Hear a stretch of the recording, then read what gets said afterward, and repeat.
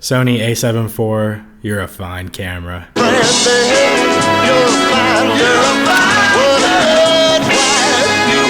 So I've had this camera for a few months now, coming from the Canon R6, and I thought I'd give my review and my thoughts on the camera so far. Do I like it? Do I regret switching to Sony?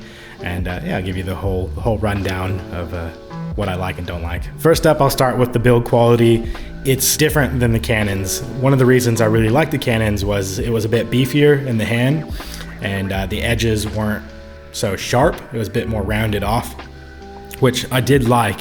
And I remember being with Canon thinking that I would never go to Sony because the build quality itself just doesn't look good. Didn't think it would fit in my big bear claw of a hand. My opinion on that has changed now. I actually really enjoy the Sony build quality. Yes, I still really like Canon, and I would probably prefer Canon, but I don't hate the Sony build quality. I actually really enjoy it. One thing I really like is the switch between photo and video and SQ mode, I believe that's what it's called, beneath the mode dial on the A7IV.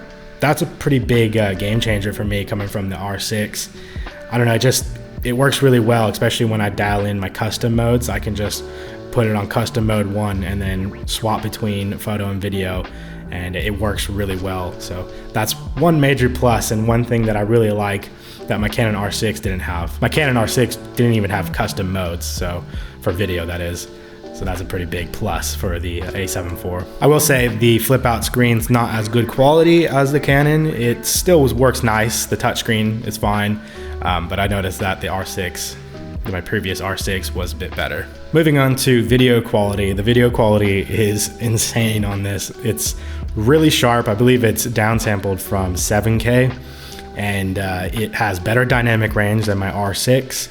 I think Sony cameras just have a bit better dynamic range when you're shooting in S-Log3 instead of shooting in C-Log3. I recently just got the Sony ZV-E10 and I did a quick little comparison shooting in S-Log2 and S-Log3, and you can see the difference between an 8-bit camera and a 10-bit camera. Next up, we'll go over image quality with photos.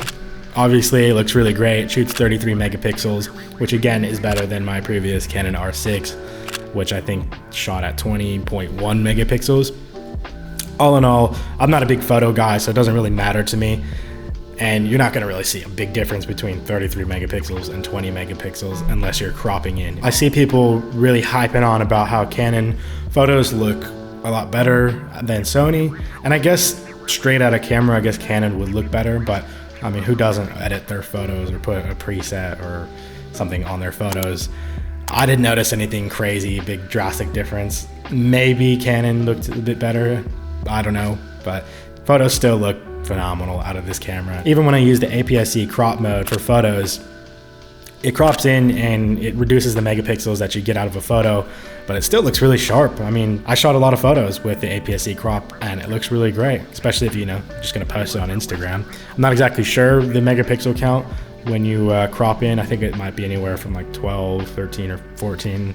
Don't quote me on that, but it does go down quite a bit. So I wanna go over some of the things that I don't like about this camera. First thing being the 60 frames per second crop. Now, I like the ability to use crop, and I definitely would prefer the ability to use crop because right now I just got a single lens, the 20mm, so being able to crop in plus active stabilization gives me like a 35mm equivalent, which is nice for shooting B-roll or tighter end shots.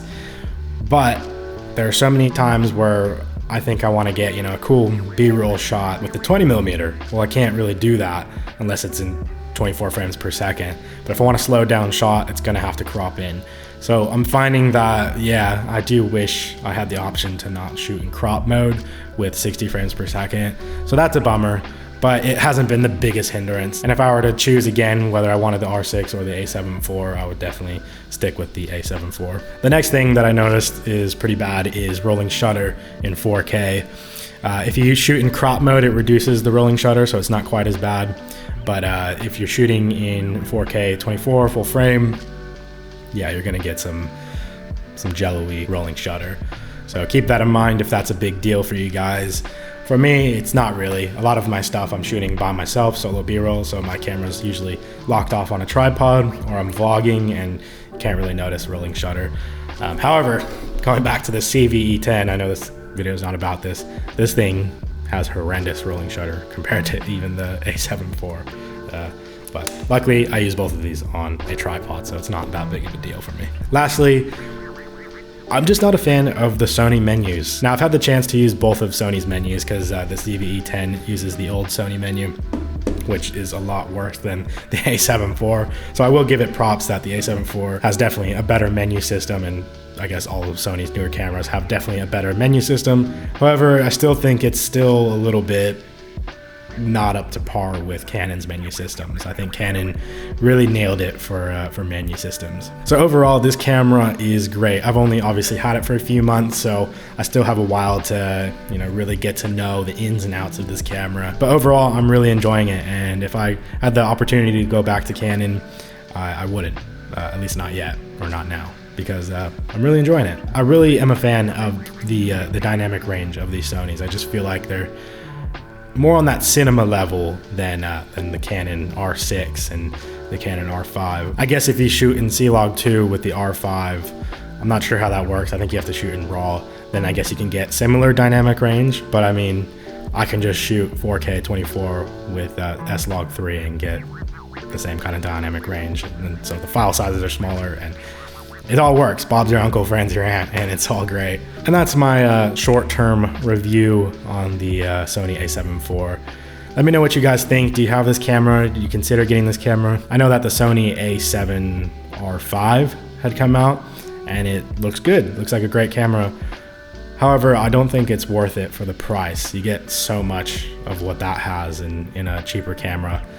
The flip screen with the pop-up thing, I don't know the technical terms for it. It looks cool and it looks great, and I hope that all future Sony cameras have that. However, I just don't think it's worth the money to upgrade from the A7 IV to go to the A7R5. I mean, yeah, I'm gonna leave it at that. All right, guys, I hope you enjoyed this video. If you liked it, hit that like button, hit the subscribe button.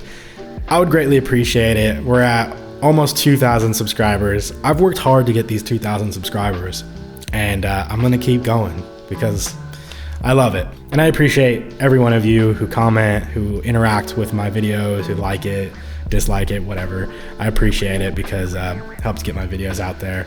And this is something that I really love and I'm really passionate about. So once again, thank you guys, and hit that subscribe button if you haven't already. All right. I was gonna tell you about a fun project that I'm working on, but I probably shouldn't. So yeah, wanted to hear. Peace.